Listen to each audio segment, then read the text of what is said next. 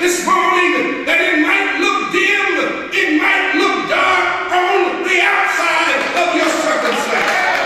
You may have already sent a telegram to Jesus in the midnight hour saying, Lord, come see about me. He may not have shown up yet, but I want you to know that what you're going through, I guess nobody's going through anything. Whatever you may be going through this morning, if Jesus has not shown up yet, I just want you to do what Mary and Martha did, and that's just wait. Because when Jesus gets there,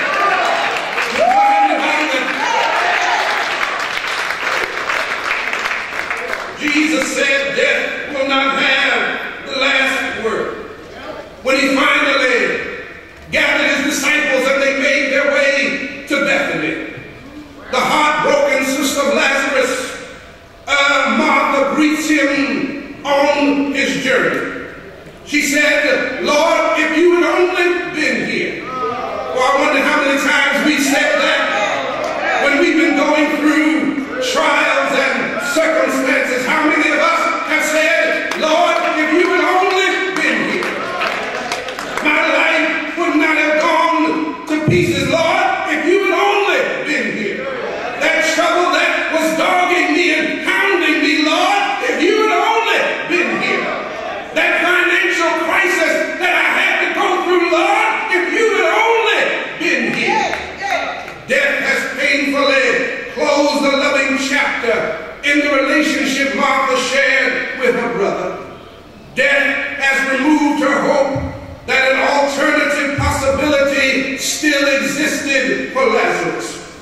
Jesus, she believed, had shown up too late, and now Lazarus and his sisters are incarcerated by the impossible. They're suffering in their own Good Friday tomb. The outcome of this excruciating, heart-wrenching experience would have been different if only Jesus had come sooner. I hear Jesus responding with a revelation of who he is and a declaration that death cannot defeat him. You hear Jesus saying, I am the resurrection and the life. Any Bible readers? He that believeth in me, though he were dead, yet shall he live. That revelation, my brothers and sisters, is the basis of our Easter faith.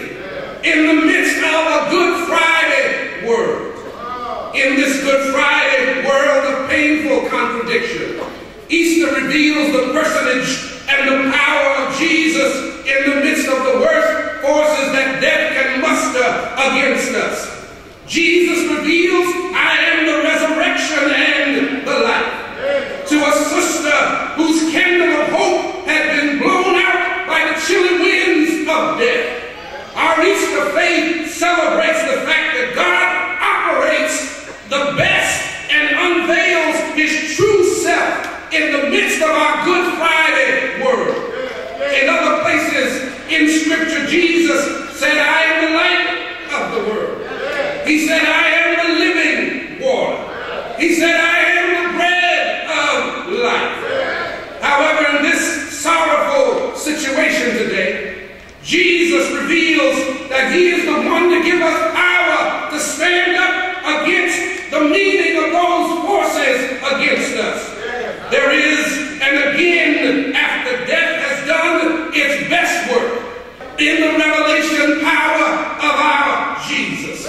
Our Easter faith should refuse to give up on Friday because Sunday is coming. That's what I came to tell somebody this morning. You're at the end of your rope right now. Somebody's here today and you've already thought about, I might as well just give up. But I came to remind you, it's only Friday.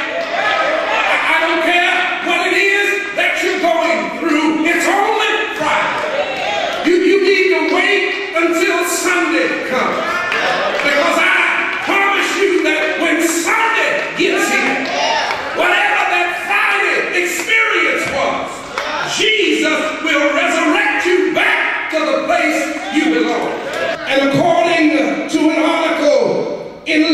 Leadership magazine, this story was told about a creative teacher who taught in that classroom.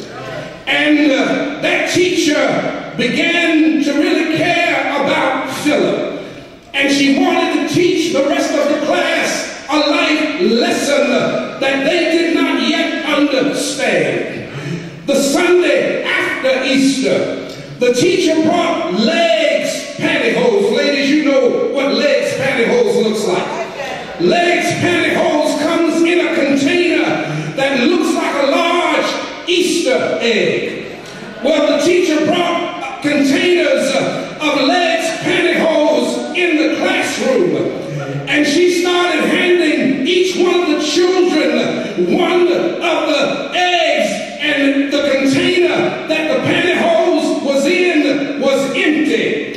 And back in the classroom, they would share their new life symbols by opening up. Each one of the children would open up their egg, and surprised after surprise, looking at the fact that the egg didn't have anything in it.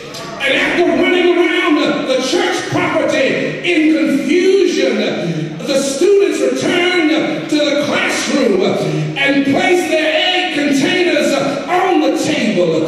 They were surrounded by one another, and the teacher began to open up the eggs one by one. And what the children had done was they took their empty egg container, and when they went out on the church yard, they started putting something inside the eggs. And so when the teacher opened up the children's eggs, each one had something different in the egg. One had a flower in the egg. One had a butterfly in the egg. One had a leaf inside his egg. And every time the teacher opened the egg, all the children would ooh and ah. I ain't got no help. Well, one of the eggs that she opened was the egg that Philip had. Philip was a Down syndrome boy, and when she opened up Philip's egg, all the other children had put something in the egg. But when she opened up Philip's egg, his egg was empty, and all the children said, "Philip, that's stupid. That's not fair. You didn't do the assignment the way the teacher told us to do it." And Philip spoke up and said, "That egg is mine." Philip, can I get a witness here? Philip, the children said, "You don't ever do anything right." One of the students said, "There's nothing in the egg." And Philip said, "I did so do it." Philip said, "I did it. It's empty because on Sunday morning, when Mary Magdalene and the other women went to the tomb was empty." Can I get a witness in here? Silence began to fall on the classroom. From then on, Philip was embraced by all of the students. And it wasn't long after that Philip died, and they were affected like normal children were. And at the funeral of this 8-year-old boy, all of the kids in Philip's class went up to the altar, and they had an egg in their hand, and all of his classmates put their egg inside Philip's casket. Can I get a witness here? And when Philip's mother asked the children, "Why are you all putting an egg in my son's coffin?" the children said, "Because it's empty. Philip has gone home to be